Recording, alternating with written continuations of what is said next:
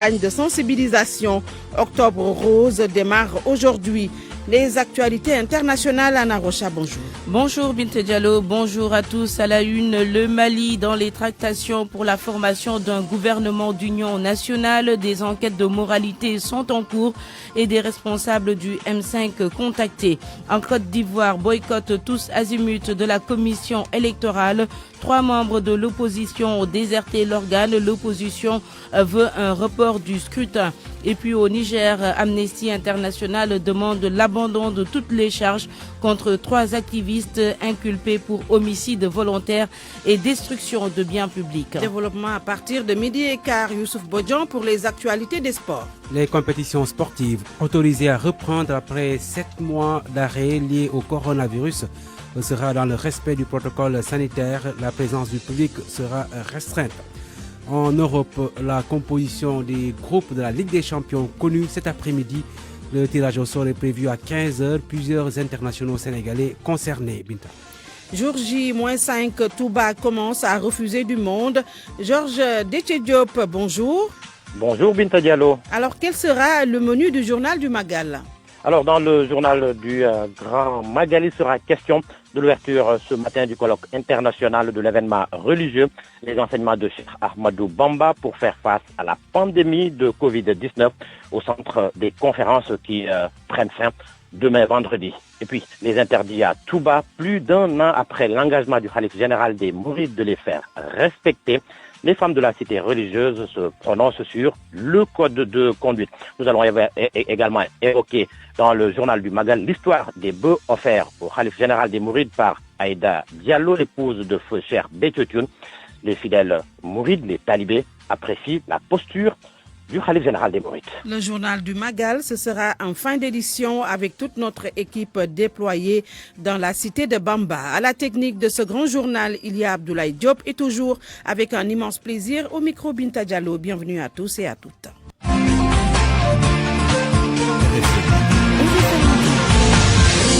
Retour aux cités Comico de Ouakam chez les militaires expulsés. Beaucoup ont passé la nuit là-bas à la Belle Étoile, mais ce matin, les huissiers sont venus et ont commencé à sceller les logements. Mohamed Ali Mouba est allé à la rencontre d'une famille sur le point de quitter les lieux. Reportage. Chez la famille Gomis, l'heure du départ a sonné. Monsieur et madame ont passé la nuit à la Belle Étoile pour veiller sur les affaires rassemblées à la hâte dans la cour. Là, c'est ma femme. Voilà. Bonjour. Là, il fait un collègue de service, c'est un fils aussi. Il est venu compatir. Sinon, on est à la recherche encore de maisons où aller. Alors ce matin, il faut démonter le reste. Les huissiers arrivent.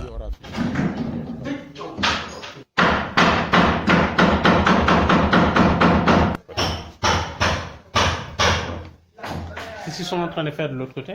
En train d'enlever tout ce que nous avons mis à l'intérieur. Comme on a habité ici, ça fait plus de 30 ans, donc vous voyez ce que ça fait. Donc on prend nos aises.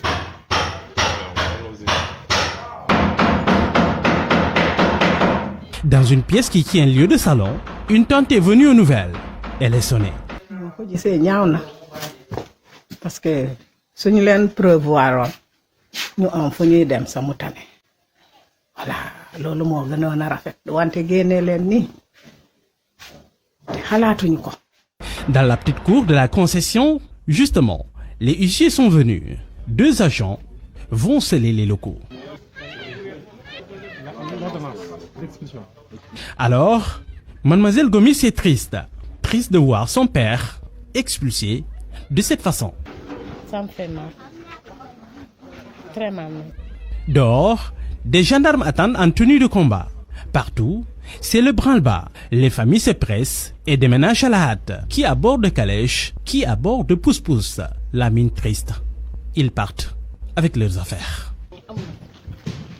Mohamed Animba, il ne s'agit pas de plusieurs cités, mais d'une seule cité qui s'appelle la cité Comico. Un colonel de l'armée à la retraite estime que l'armée est dans son droit concernant l'affaire Terme Sud. Toutefois, le colonel Mamadou Aïcha appelle l'État à soutenir les déguerpis.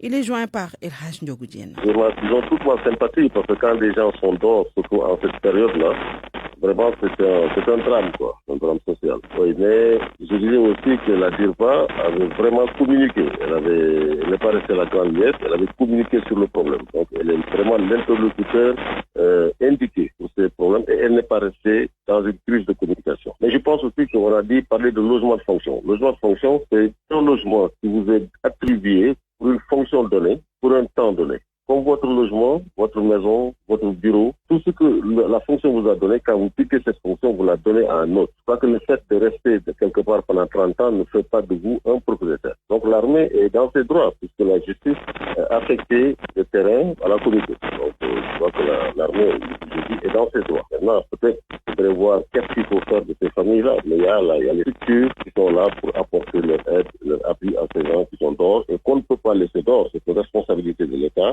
de ne pas laisser ses enfants dehors. Mais l'armée doit récupérer ses biens d'abord avant de penser à ce volet-là. Ensuite, le problème n'est pas seulement à la Comico, parce qu'il y a beaucoup ce qu'on appelle les logements des mariés dans plusieurs zones militaires. Et si vous accordez quelque chose à quelqu'un, ça c'est de l'administration, vous accordez à d'autres qui sont dans le même cas. Donc, partout où il y a, dans les zones militaires, dans les garnisons, il y a ce qu'on appelle des logements de mariés. Et vous trouverez des gens qui sont là-bas pendant 30 ans, qui ont fait 40 ans, qui sont à la retraite dans ces logements. Donc, je crois que c'est difficile à l'armée de particulariser la Comico et de ne pas tenir compte quand même de tout ce qui se passe dans toutes les zones.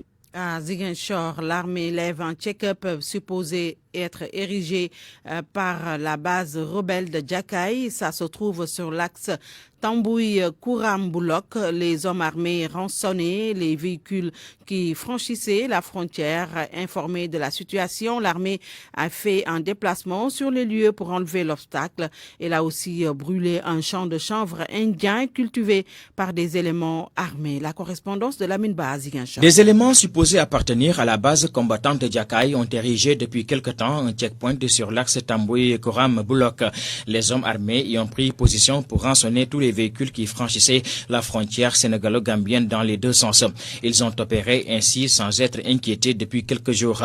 L'armée, informée de cette situation, s'est déployée sur le site pour faire sauter cette position des hommes armés.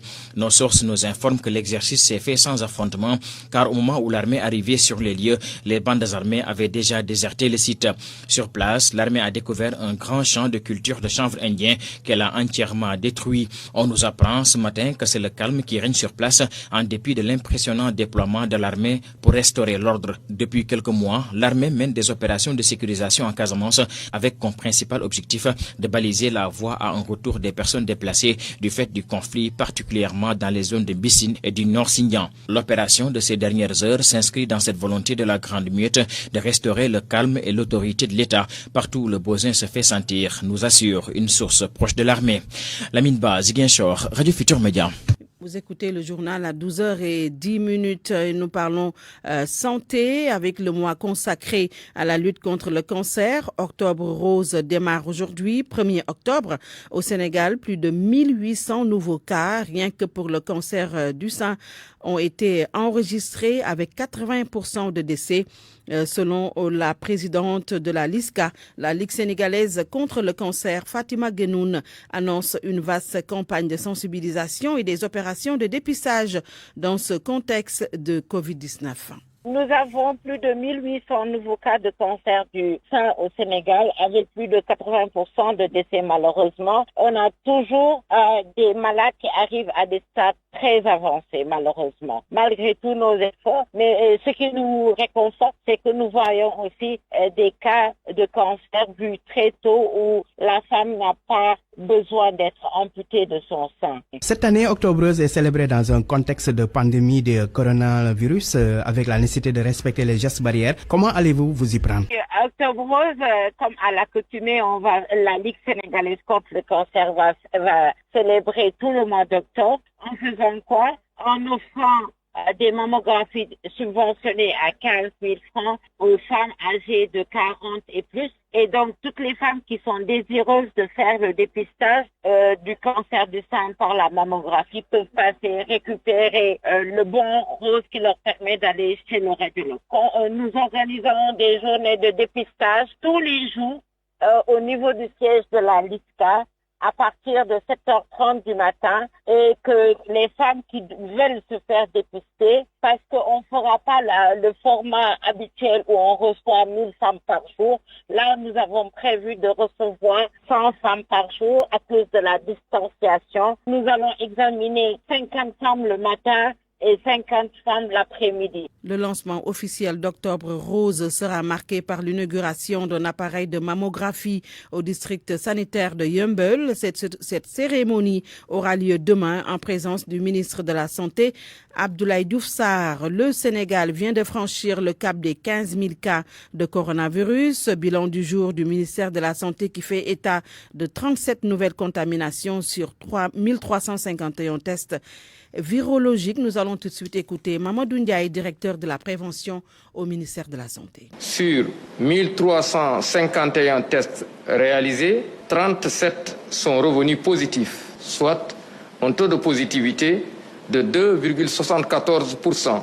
Les cas positifs sont répartis comme suit. 19 cas contacts suivis par nos services, 5 cas importés enregistrés au niveau de l'aéroport international Blaise Diagne de Diass, et 13 cas issus de la transmission communautaire répartis entre Pikine 2, Bignona 1, Cité Douane 1, Guédiawaye 1, Guinguinéo 1, HLM Fass 1, Mbao 1, Nord Foire 1, Richard Toll 1, Rufisque 1, Saint-Louis 1 et Sicap Foire 1. 101 patients hospitalisés ont été contrôlés négatifs et déclarés guéris. 6 cas graves sont pris en charge dans les services de réanimation. Aucun décès n'a été enregistré ce mercredi 30 septembre 2020. L'état de santé des autres patients hospitalisés est jugé stable. À ce jour, 15 019 cas ont été déclarés positifs, dont 12 538 guéris, 311 décédés et donc 2169 patients sous traitement. À Fatick, c'est le relâchement total. Pas de respect des mesures barrières, pas de port de masque. Les rassemblements publics ont repris de plus belle. Du coup, les autorités hospitalières invitent les populations à beaucoup plus de responsabilités. Aminata Goudiaby. Sur cette allée très fréquentée du centre-ville de Fatick, une dizaine de conducteurs de moto Jakarta est en pleine discussion. Aucun n'est masqué et pas de respect non plus de la distanciation physique. Parmi eux, Ibrahima. Bon, franchement, je pense que la pandémie est passée. Parfois, il m'arrive de porter mon masque, mais je le fais plus comme avant. Vous voyez partout, les gens ont repris leurs activités. Dans cet atelier de couture du quartier Ndiaye de Fatick, un professeur d'anglais vient faire une commande. Ce relâchement des gestes barrières, selon lui, est favorisé par la forte baisse des cas de Covid-19. Il garde l'anonymat. Parce que de façon générale, il y a une avancée quand même positive au niveau des résultats, au niveau national. Parce qu'on a remarqué depuis un certain temps que les cas sont en baisse. Parallèlement, il y a de plus en plus de guéris. Le centre de traitement des épidémies de l'hôpital régional de Fatick reçoit de moins en moins de cas de coronavirus. Moins de 10 malades par semaine, selon le directeur général de l'hôpital, Babacar Mané. Durant le mois de septembre, nous avons vu dans la première semaine que nous étions à 27 patients qui ont été testés positifs. La semaine suivante, nous sommes tombés à 20 patients. La dernière semaine, nous tournons autour de 7 patients qui ont été testés positifs et qui ont été pris en charge. La tendance est à la baisse. Mais il avertit, cette tendance baissière n'est pas synonyme de fin de la Covid-19. Le directeur de l'hôpital invite les habitants de Fatick à ne pas baisser de vigilance. Mais ce n'est pas le moment de se relâcher et je pense que c'est l'occasion quand même de redoubler d'efforts pour le respect des gestes barrières. Un seul cas peut nous amener à une situation non souhaitée. Dans la région, les actions de sensibilisation se poursuivent. L'objectif des autorités est de casser de façon définitive la chaîne de contamination du coronavirus. Aminato Goudiaby, Fatick, RFM. RFM, fréquente modulation 94.0, la radio en puissance. Le CM Darussalam de Guédiawaye porte désormais le nom du président de la République Macky Sall. La décision a été prise par le conseil municipal de Guédiawaye lors d'une réunion tenue hier en présence du maire Aliou Sall, qui est le jeune frère du chef de l'État. À Guédiawaye, certains s'insurgent contre cette décision de rebaptiser Darussalam Collège Macky Sall, mais en revanche, d'autres approuvent. C'est un reportage de Salif Sow. 11 nouvelles salles de classe, dont 5 réhabilitées, un mur de séparation, un nouveau bloc administratif. Le CM Darussalam change de visage, mais aussi de nom.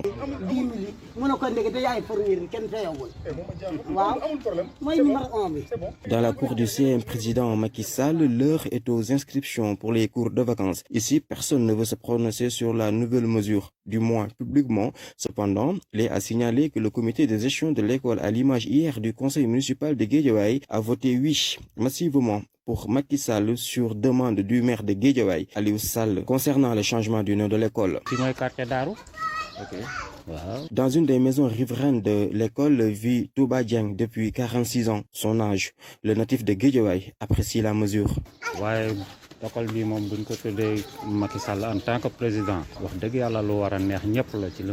C'est un précédent dangereux, fait constater cet autre riverain du CM. Sans chercher loin, il avance le nom d'un valeureux fils de Guédiawaye à ses yeux qui mérite pareils honneurs que le président Macky Sall, car lié historiquement à l'établissement scolaire.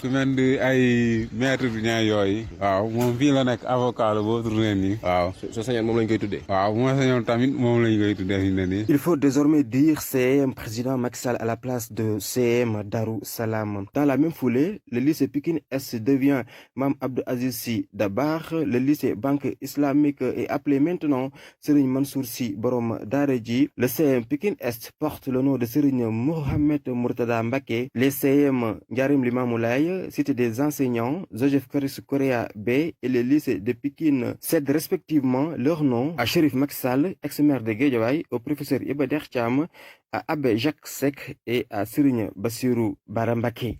Salif Sow, Guédiawaye, Radio Futur Média. À Saint-Louis Salif, le Centre régional des ressources en éducation a élaboré des manuels pédagogiques constitués de fascicules. Les supports sont faits pour les classes de seconde et première dans le cadre des cours de rattrapage dû au coronavirus. Mohamed Nabissila. Les intrants pédagogiques constitués de manuels scolaires sont mis à la disposition des chefs d'établissement de la région de Saint-Louis pour accompagner les élèves des classes de seconde et de première après une année scolaire impactée par la Covid-19. Moussa Gaye, proviseur du lycée de Tassinère et vice. Merci infiniment à tous ceux-là qui ont interagi pour la faisabilité de ces documents qui constituent un intrant pédagogique de qualité. C'est l'occasion pour nous donc de demander à tous les collègues chefs d'établissement d'en faire un bon usage, parce que ça contribue à renforcer les enseignements-apprentissages. L'initiative de l'Académie est bien saluée par l'Union régionale des parents d'élèves, dont le président est Mamadou Mamoudouane. C'est un plus que nous avons eu cette fois pour pouvoir accompagner, même en temps de vacances, nos élèves de seconde, première. L'occasion de la réception de ce matériel est saisie par Adjara Diansy, inspectrice d'académie de Saint-Louis, pour rappeler les bons résultats obtenus dans la région. CFE à Saint-Louis, on a un pourcentage de 74,44%. PFM, on a 87 et plus %. Et au niveau du baccalauréat, on a 48,84% avec une bonne moisson de mentions. Malgré toutes les difficultés, les acteurs, principalement les enseignants, ont joué leur partition pour mener nos enfants à la réussite et une belle réussite. Selon beaucoup d'enseignants, il va falloir mettre les bouchées doubles pour rattraper le temps perdu à cause du coronavirus. RFM Saint-Louis, Mohamed Nabissila. Le Gamou de Tivaouane va-t-il se tenir cette année dans ce contexte de Covid-19? La question reste posée, mais en tout état de cause, un CRD, un comité régional de développement consacré à cet événement religieux, se déroule présentement à la gouvernance de Thiès. Une rencontre qui se tient d'ailleurs à huis clos. La délégation du Khalif général des Tidjanes est dirigée par Serigne Moustapha Sy Ibn Al-Amin. Une information de notre correspondant à Thiès, Cheikh Anta Diop. Rappelons que le Khalif général des Tidjanes, Serigne Babacar Sy Mansour, a décidé de la fermeture des mosquées sous son autorité et de la suspension de toutes les activités de la confrérie depuis l'apparition du coronavirus au Sénégal en mars dernier. Fouloum est dans le flou total. Ce gros village de Mont-Roland réclame l'électricité.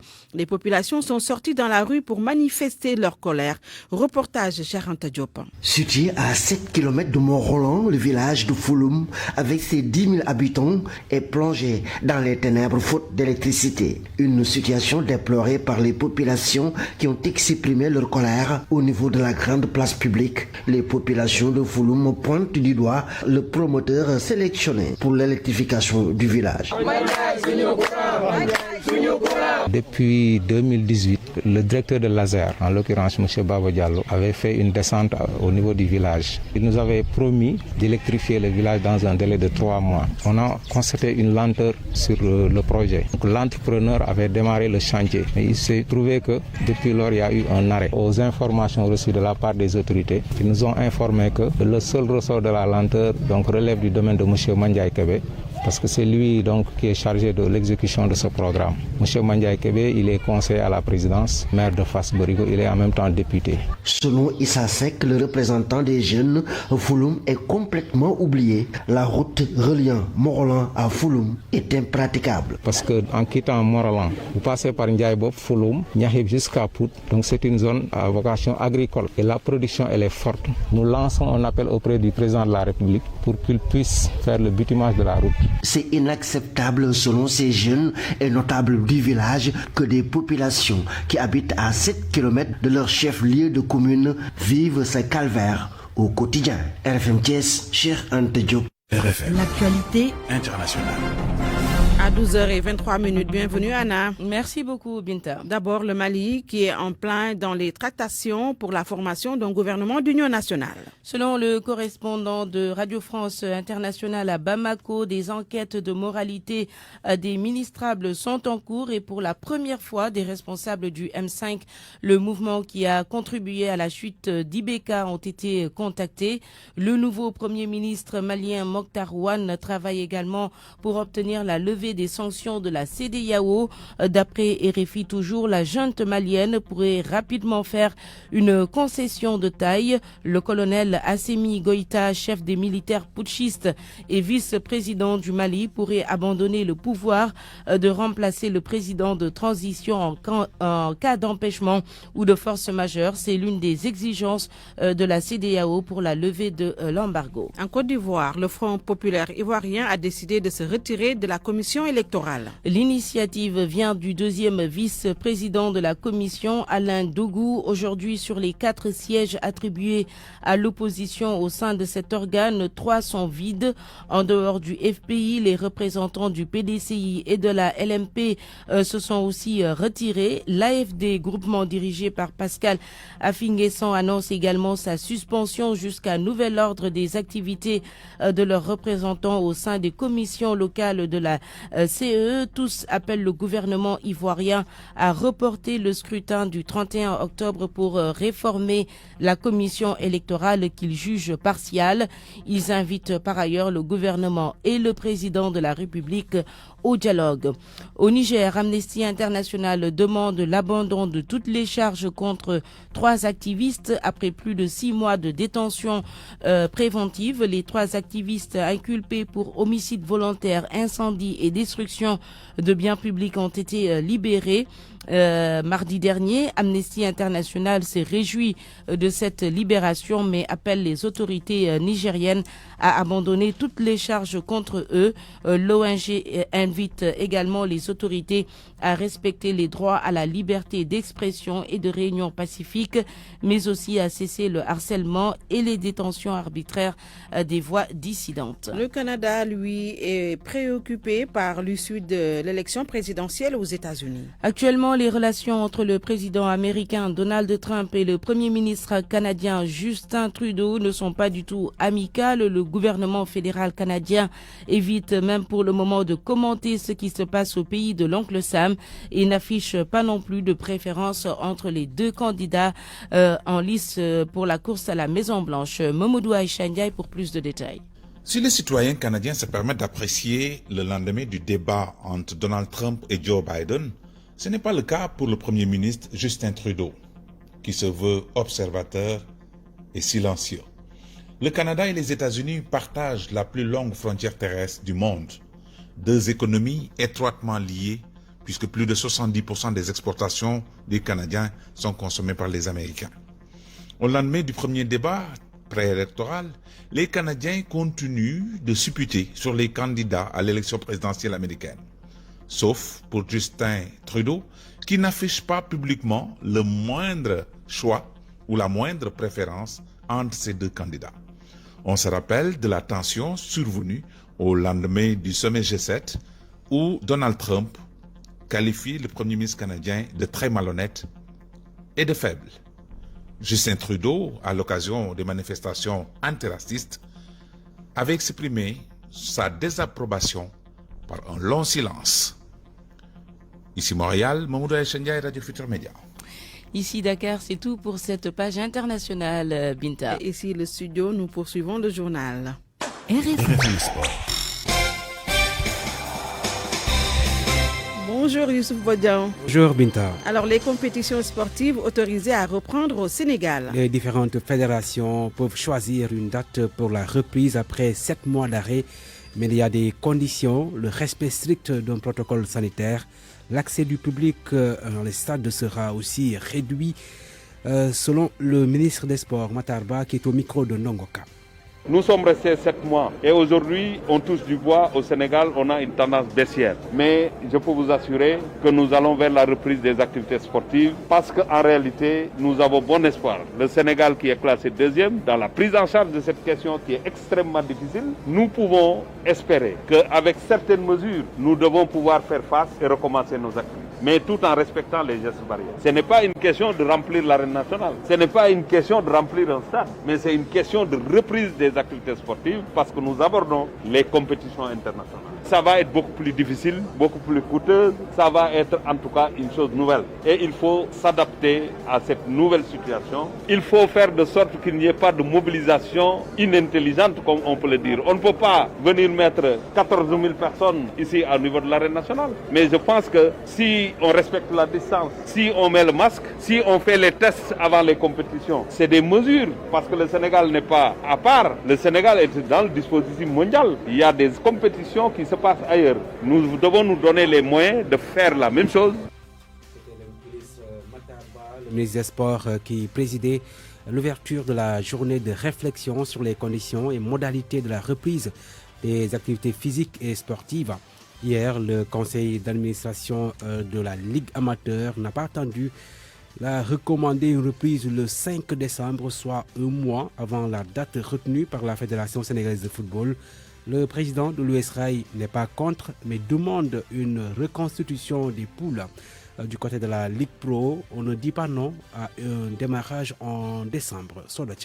La proposition du conseil d'administration de la Ligue de football amateur concernant le démarrage du championnat le 5 décembre prochain, le président de l'USRAI n'est pas contre. Alioune Sarr. Le fait de rapprocher la date de démarrage, nous n'y trouvons pas d'inconvénient, nous sommes des compétiteurs, mais je pense aussi qu'il y avait d'autres échéances à rapprocher, c'est-à-dire l'Assemblée générale de la Fédération ne devrait pas être reportée alors qu'on anticipe sur les démarrages du championnat. Même la Ligue sénégalaise de football professionnel approuve l'anticipation du championnat professionnel, selon le directeur exécutif Amsata Fall. Gagner au moins un mois par rapport en tout cas aux mesures qui avaient été édictées par le comité exécutif de jeu au mois de janvier. Donc nous avions dit qu'il fallait proposer à la fédération de jouer en début de décembre. Mais sachant qu'il y avait une réunion entre le ministère des Sports et les autorités sanitaires en collaboration avec le ministère de la Santé, nous avions dit qu'on ne pouvait pas communiquer. Il fallait attendre donc la fin de la réunion pour pouvoir communiquer sur la question. Mais concernant la Ligue amateur, le président du RAI demande à ce qu'il y ait un tirage au sort. Démarrer un nouveau championnat en s'appuyant sur un championnat passé,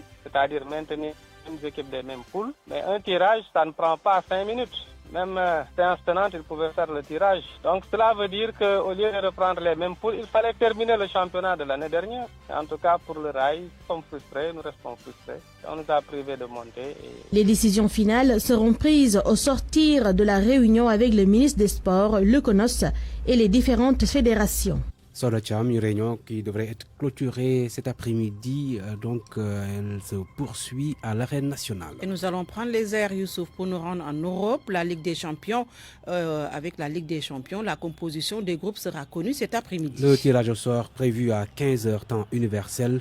Ça va se passer en Suisse. Les 32 clubs ont été répartis en 4 chapeaux.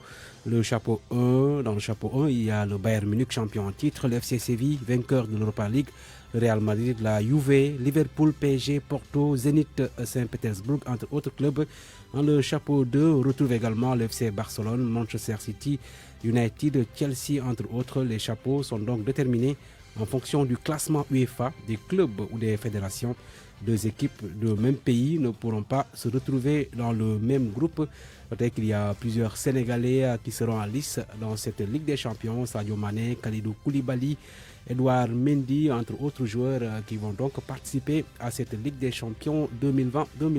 Basketball, la finale NBA a démarré hier nuit. Et les Lakers ont remporté le match 1. La franchise de Los Angeles a battu les Heat de Miami 116-98. Le meilleur marqueur du match, Anthony Davis, 34 points. LeBron James a fait un double-double, 25 points, 13 rebonds. Mais le King n'est pas satisfait de la prestation de son équipe. Je vous propose de le suivre avec NBA TV. We got so much more work to do. The job is not done. On a encore beaucoup à faire. On ne peut pas être satisfait juste après un seul match. On n'a pas été assez présent physiquement au début du match. Il fallait sentir à quel point Miami joue dur. Ils nous ont pris à la gorge et on l'a bien senti. Une fois qu'on a eu 13 points de retard, on a commencé à jouer au meilleur de nos capacités. Parmi les spectateurs du match 1 de la finale NBA, l'ancien président Barack Obama qui était en mode virtuel. Le match 2 est prévu dimanche soir à 23h30. Merci beaucoup Youssouf. RFM, la presse du jour. La presse du jour, c'est l'affaire de Mohamed Ali Mouba. Bonjour. Opération de déguerpissement musclé à Terme Sud, c'est à Ouakam. L'ancien militaire délogé jeté dans la rue, l'armée lance l'assaut, titre le journal LAS. Violence et l'arme à Terme Sud Ouakam. Relève Vox Populi, 9 personnes arrêtées et 4 gendarmes blessés. 79 familles vont dormir à la Belle Étoile. L'armée impose sa loi, note le quotidien. La Grande Muette, sans humanité, commente le journal, qui note que la descente de l'armée hier au quartier Terme Sud de Ouakam édifie sur le manque de concession de sa part pour entrer en possession de ces terres. Même menu d'une décision de justice en bonne et due forme, la soudaineté de l'intervention musclée d'hier pousse à en appeler à une dose d'humanité dans les actions de la Grande Muette. Le journal L'Observateur nous replonge dans l'ambiance électrique de ces déguerpissements. Le journal écrit que la situation était délétère hier. Visage constellé de gouttelettes de sueur, Anna Faye vit les moments les plus sombres de sa vie. La mine sombre qu'elle affiche en dit long sur son chagrin. Cette mère de famille d'une 50aine d'années n'a plus Dieu que pour des meubles et ustensiles amassés dans la rue après son expulsion de la maison qu'elle a occupée depuis plus d'une vingtaine d'années. C'est un contentieux qui prend ainsi fin dans la douleur. Selon le journal Enquête, le foncier déchire en tout cas ancien et actuel militaire. Pour les directeurs de l'information et des relations publiques des armées, la Comico est en droit d'entrer en possession de son bien. Par compassion, le commandement les avait laissés là-bas, déclare-t-il encore dans le journal Vox Populi. Politique, Ousmane Sonko défie Macky Sall. Le leader de PASTEF veut le président de la République dans un duel sur la gestion des inondations. Vous le savez, Macky avait déclaré qu'il était prêt à débattre de la question avec qui le souhaite. Eh bien, selon le journal L'Info, le leader de PASTEF relève le défi. Sonko, chef de l'opposition, titre du coup Walfadri, qui constate la bipolarisation de la vie politique, avec le leader de PASTEF qui réussit à s'imposer comme le seul interlocuteur du pouvoir. Sonko défie Macky, Fatou Thiam de la majorité crucifie pendant ce temps le leader de PASTEF, constate le journal Les Échos. Pour Fatou, Sonko s'est manipulé, diffamé, calomnié et insulté. Ousmane Sonko a répondu dans la foulée au beau-frère du président qui avait soutenu qu'il s'était plié en 4 pour solliciter une audience avec le président Sall. Eh bien, pour Sonko, Mansour Faye n'a pas dit vrai. Face à lui, Pinocchio serait un nain, sauf qu'à la place du nez, nous avons les fleuves de sueur. Pinocchio, pour ceux qui ne savent pas, c'est un personnage de fiction apparaissant dans Dans les aventures de Pinocchio, c'est une marionnette de bois vivante. Sa caractéristique, c'est que son nom s'allonge. Quand il dit des mensonges, son ennemi est le chat et le renard et son origine l'Italie. Retour au Sénégal, Sonko demande à son personnage de dire en quelle année, quel mois et quel lieu s'est tenue sa prétendue audience, quel est le nom du ou des témoins. Fin de citation. Affaire Locafrique, le journal Enquête fait focus ce matin sur ce qu'il appelle un imbroglio au départ, une simple affaire familiale à l'arrivée, un imbroglio qui menace le secteur stratégique. Selon Cheikh Diop de la CNTS/FC, l'État doit prendre en main cette situation qui prévaut au conseil d'administration de la SAR. Le silence de l'État pourrait compromettre l'avenir de la société africaine de raffinage. L'affaire a été portée en justice. Y aura-t-il justice dans ce que Libération appelle scandale au ministère de l'Environnement? Coronavirus prétexte pour des magouilles. Le journal constate que la RMP a pris un flagrant délit de tripatouillage sur un marché le projet de promotion d'une finance novatrice et d'adaptation communautaire à suivre. À suivre aussi une enquête administrative ouverte suite à l'agression de la caméra woman de Dakaractu. La police des polices activée. Selon le journal Les Échos, les agents entendus à Diagnaï auditionné sur son lit d'hôpital. Le Synpics et des organisations de la société civile sont allés dire leur quatre vérités au ministre de l'Intérieur qui regrette ce que le journal LAS appelle la barbarie policière. Dans le journal Observateur, Diop Iseg solde ses comptes avec son ancienne épouse. Ma femme, Aïssatou Seydi, dit-il, a voulu profiter de ma détention pour me ruiner et s'enrichir. Elle a réussi à faire expulser de sa maison de Sacré-Cœur 3. Diop Iseg pointe une complicité avec des agents de la banque et des chèques retirés aussi. Sport pour boucler, certitude, incertitude, surprise première, quel lion face au Maroc et la Mauritanie. À l'UCC, carte en main. Le confrère nous dit, Mendy et Gomis vont tenir leur place. Kobali et Bingourou, les surprises peut-être. Koulibaly en patron, Sabali de retour. Ghana, Crépin, Papalounia et les cadres du milieu. Dans le journal Record, Ligue des champions, tirage des groupes à 16h30 universel. Ghana Gueye et Sadio Mané pas à l'abri. Mendy et Gomis peuvent trembler. Crépin et Badji en petit poussé à lire dans le journal Record. Dans Sunulamb, Khalifa Niang, le président de Taichung, parle. Il dit, nous avons tourné la page Balagaï 2. On ne va plus l'affronter. Il n'est pas le seul lutteur dans l'arène. On doit respecter la position de Mossen. Bonne lecture à tous. Voilà qui met un terme à ce grand journal. À la technique, il y avait Abdoulaye Diop. Merci à El Hadj Ndiogou-Diène. À la réalisation, Mohamed Ndiaye, Mamadou Mohamed Ndiaye sera là dans un instant pour le 13h. Tout de suite, direction Touba. Georges Déthié Diop et son équipe pour le journal du Grand Magal.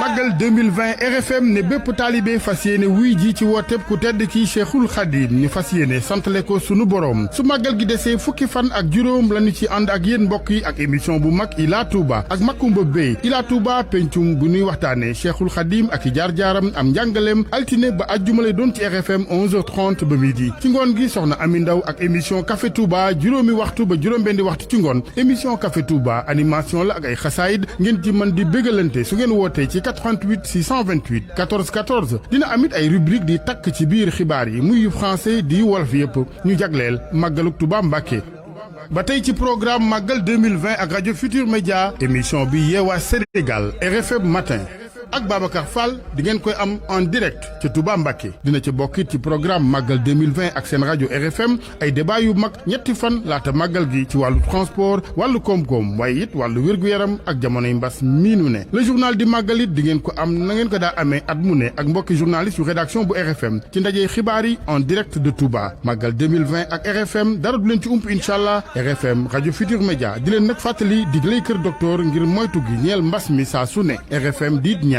ku tedd ki Serigne Mountakha Bassirou Mbacké mu yàgg fi lool ci ànd ak wér maskani Touba misras mi abijaayi xayri man abaat wajal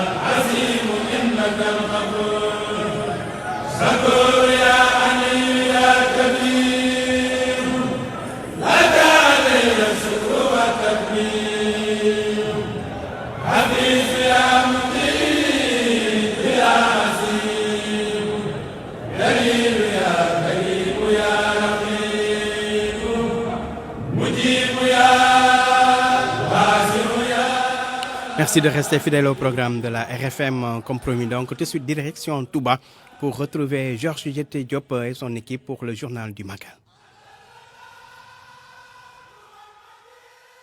Merci. Bienvenue ici à Touba et Mbaké.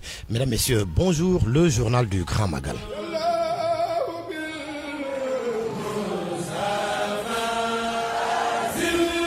Le colloque international du Grand Magal s'est ouvert ce matin. Seulement les conférences se tiennent en mode visio du fait de la crise sanitaire. Le thème de cette année, Khidma et les enseignements de Cheikh Ahmadou Bamba pour faire face à la pandémie de coronavirus. Les travaux prennent fin demain vendredi. La Covid-19, justement, au marché Ocas de Touba, les responsables prennent les devants pour éviter la propagation du virus. Sensibilisation, distribution de masques au menu, des activités des commerçants. Marema Diop. Le marché Ocas accueille le plus de monde durant cette période à Touba. Vendeurs comme acheteurs s'y retrouvent. Actuellement, les responsables sont en pleine campagne de sensibilisation pour qu'il n'y ait pas de propagation du virus. C'est Nidjan, délégué marché Ocas. De toute façon, nous avons pris des mesures de sensibilisation. Nous l'avons déjà fait. Tout le temps, à tous les moments, nous faisons des sensibilisations, surtout sur le marché. J'ai mis des haut-parleurs pour parler avec les gens, de leur dire ce qu'on doit faire pour prendre mesure sur la coronavirus. Nous avons fait aussi des dispositifs, des plans de dispositifs, surtout les masques, les masques, les gels, etc., etc. À chaque fois, on parle avec les gens, surtout sur les haut-parleurs que j'ai plantés sur le marché. Malgré cela, des difficultés sont parfois notées. Sénidjan appelle les usagers à respecter les mesures prises. Parce qu'il y a des gens qui refusent le port du masque. Mais nous leur demandons de respecter le dispositif qui est là pour éviter la propagation du Covid-19 comme durant le Magal. Le marché Ocas, au lieu de commerce, se part contre le coronavirus. L'objectif de ses responsables est de réussir un Magal prospère, mais sa Covid-19. Marema, l'on évoque le code de conduite dans la ville de Touba, un peu plus d'un an après que le Khalif des Mourides a réitéré son engagement à faire respecter tous les interdits et pratiques prohibées dans la cité religieuse. Le constat est que la majorité des femmes s'est conformée au ndigal du guide religieux. Certaines disent même que la mesure leur profite et leur permet de faire des économies. Le reportage est signé Salimata Aou. Ndeye Mariem, c'est sa tante. Avec la fermeture de beaucoup de salons de coiffure, c'est elle qui se charge d'embellir ses nièces. Il y a un an, le Khalif général des Mourides avait interdit les mèches, un ndigal bien respecté en cette veille du Magal de Touba. Nous ne faisons que rendre grâce à Dieu, mais aussi prier pour notre Khalif. Regarde, je me suis tressée sans même mettre de mèche. Et regarde, je suis très belle. Devant sa maison, Sorna Astou est entourée de ses filles. Foulard sur la tête, elle déclare que ça ne lui pose pas de problème. Et le jour du Magal, elles seront très belles, sans mèche. Vérifie leur tête, il n'y a pas de mèche et elles ne le feront jamais. Le jour du Magal, on va mettre de beaux foulards. Toi-même, tu comprends, tu es une femme. L'interdiction du Khalif général des Mourides vient à point nommé, car avec cette chaleur, il est même difficile de supporter le tissage. Surtout que Cela coûte une fortune, souligne Khadi. Avec cette chaleur, les mèches sont insupportables et cela coûte tellement cher. Vraiment, le Ligal du Khalif est à saluer. À quelques jours de l'événement, l'heure est au dernier réglage. Les femmes se préparent à accueillir les fidèles tout en respectant le Ligal du Khalif général, Serigne Mountakha Bachir. L'affaire continue de faire du bruit. L'affaire des bœufs que Sokhna Aïda Diallo a voulu offrir à des dignitaires religieux à Touba, dont le Khalif général des Mourides, qui a préféré retourner les cadeaux de l'épouse de feu Cheikh Béthio Thioune dans la capitale du mouridisme. La posture du guide religieux est bien appréciée par les fidèles. Pour beaucoup, elle montre la voie à suivre pour tout mouride. Papa Balagay. Comme s'il s'était passé le mot, les fidèles restent attachés au ndigal du Khalif général des Mourides. Selon Massek, les présents de Sokhna Diallo importent peu à quelques jours du Grand Magal de Touba.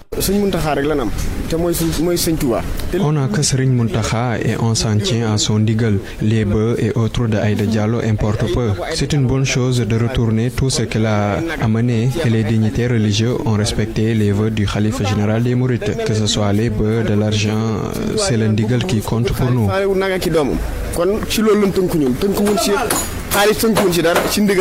Non loin de là, Cheikh Mbaye se prépare à accueillir des invités. Interpellé sur l'affaire Aïda Diallo et la nouvelle posture de Touba sur sa personne, il estime que pour rien au monde il ne trahirait Serigne Touba. Aïda Diallo ne nous concerne pas. C'est le Khalif général qui est au-dessous de tout le monde. Aïda Diallo n'a pas respecté la volonté du Khalif. Il y a toujours eu des femmes dans la confrérie, mais elles ne se sont jamais manifestées comme elle. La femme doit rester derrière l'homme. Ça a toujours été comme ça. Un autre fidèle, Modou Bousso, soudeur métallique, il ne passe pas par 4 chemins. Serigne Touba est le seul sur qui il compte. On rend grâce à Serigne Touba et rien de plus.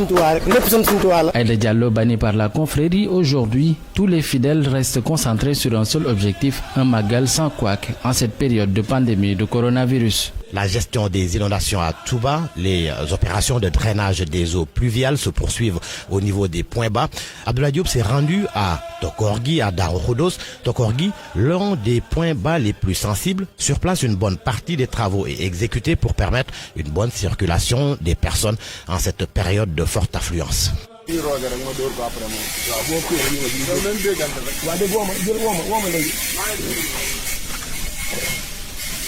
Nous sommes à Tokorgui, à Darou Khoudoss, l'un des points bas de Touba. Sur place, sable, béton, fer et tuyaux ont remplacé l'eau stagnante.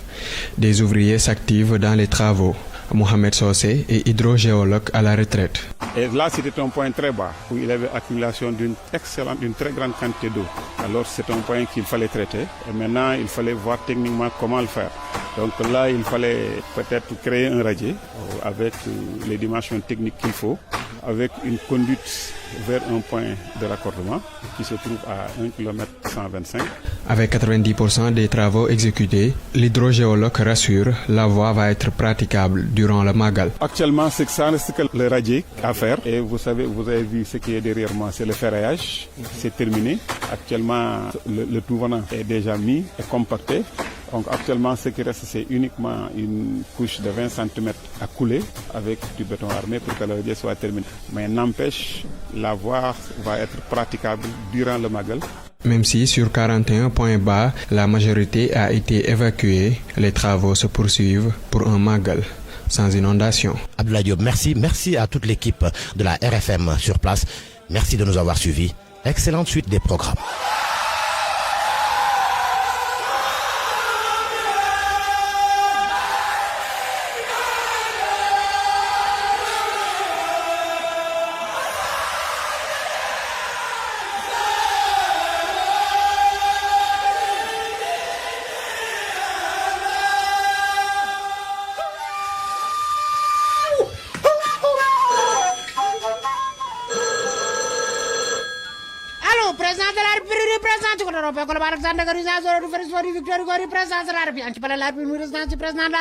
bi nga xam ne moo demeuré service durant le quartier Dakar Plateau capitale du Sénégal construit en 1902 oui sama ne pale ba yàgg mu nekk la résidence officielle du gouverneur général de l'Afrique occidentale AOF Léopold Sédar Senghor Diar 1964 Abdou Diouf 82 Abdoulaye 2012 Macky Sall depuis 2012 mu nekk fi ñam fa ñamaat fa nu xaaral ba xam kii woote bëgg jot président de la République ko kan la war doon ak fan lay woote salaamaaleykum.